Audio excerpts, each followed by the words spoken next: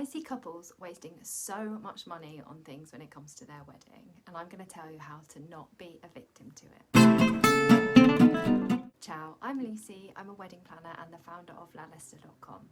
I've planned over 200 Italian weddings, and each week I'm here with clear and honest advice to guide you through the maze that is Italian wedding planning. Please subscribe to our channel below and help me reach more couples just like you. So when I'm planning weddings, I see this pattern of spending that comes with couples and not knowing what to spend. People start with a clear budget, and rightly so, it's something I'm very passionate about. But then they start randomly spending on things that aren't required or aren't a priority to them. This episode is actually all about making sure you do the most important things really well, and that you don't feel the pressure to do all the things not so well. It's not about being tight, it's about giving your guests an amazing experience by spending in all the right places. So before I go into the very specific examples of what not to spend your money on, here's my top tip. Get your priorities straight. What's the most important things to you? Is it an incredible meal? Are there other things that are really important? A hint, it is actually always the meal. This exercise will help you not get sidetracked into the random spend. An example might be that you make the hard decision up front to have a cash bar, but then near the wedding, you randomly start going and spending money on like plastic Favours that actually no one wants, no one will take home, and they ruin the planet. So let's make sure that doesn't happen. Okay, so here's some really specific examples of what I see people spend out for that would actually be fine to cut out of the budget. The first thing is Prosecco for speeches. So in Italy, it's not the norm to have Prosecco and you have to spend extra. But actually, you find that people get down to the table and they're quite happy to just have the drinks that are there. They don't need that Prosecco. Another thing, you heard me say it before, Favours. Unless they're meaningful and they're things that people are definitely going to take away or they're really important to you, they're not needed. People leave them behind at almost every single wedding. Make sure that if you do have favours that are meaningful, you've got someone to collect them at the end of the night and that you're going to actually keep them and be able to use them. Another thing is a midnight snack. This comes up a lot. People are worried that people won't have enough to eat, but actually they will. They'll be fine. They'll have eaten loads throughout the day. They'll have been grazing from the moment that you started your aperitif,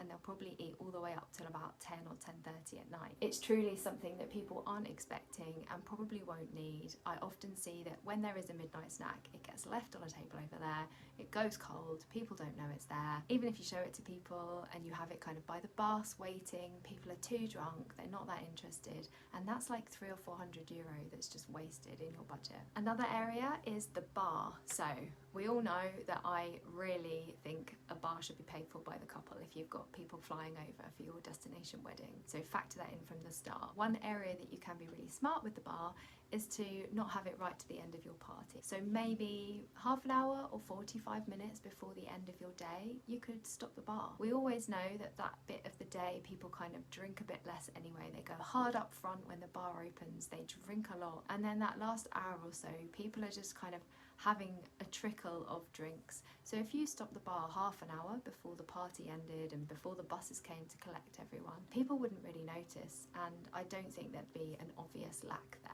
So they'd get their final drink. You could even announce that the bar's going to end so everyone knows that they go and get their drink, and then that half an hour you aren't spending money on the bar and you're probably saving yourself another few €100 here. It gives everyone a chance to kind of know that the party's going to end as well, so you'll really make the most of that last half an hour. And then when the buses come, again, you're not going to have wasted it. You're not going to have full drinks there waiting to be drunk that you've paid for when people have to go and get on that transport. Here's a controversial one.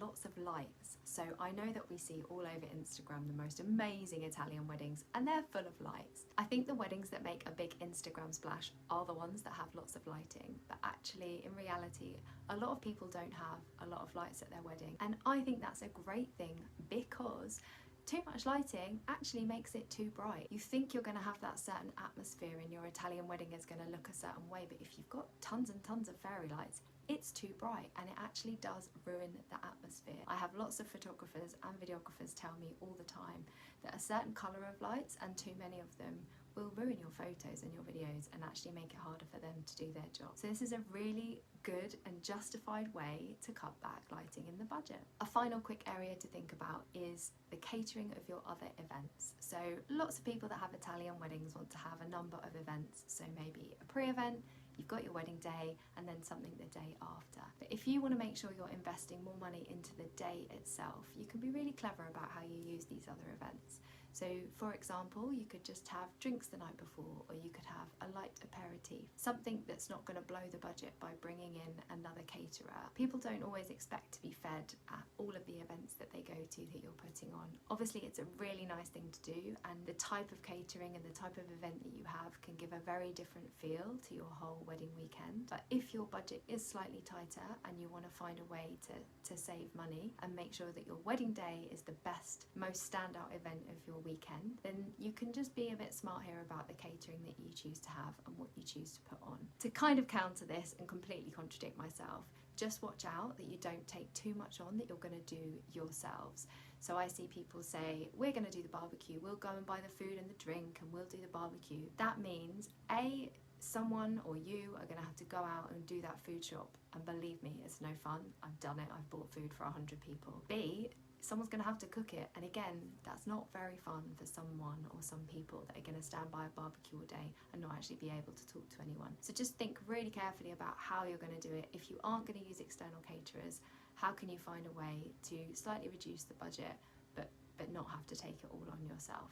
Maybe like a pizza delivery, or maybe your villa can bring in an external catering delivery rather than having all the equipment and all the stuff and the people that have to come and do it, and that's where the cost is. Another area of budget that I see assigned that maybe you don't need at your wedding is having your photographer or videographer come to your other events as well. So a lot of people want both events captured, so the before and the after. I'd say A, just choose one if you're going to do it. I don't think personally you will look back on all of those pictures like you will your wedding day. That's the place to invest the money in. It might be nice to have some photos taken at the welcome, for example, when that's the first time some people are seeing each other, meeting each other. There's a lot of energy at that event. The after event, arguably, often there is not a lot of energy because people are tired and hungover.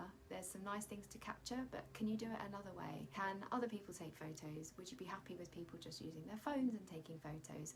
Or can you even get another photographer that's potentially more local and a lower price option to come in and take those other pictures that you're looking for? Thank you for staying with me right to the end of this episode.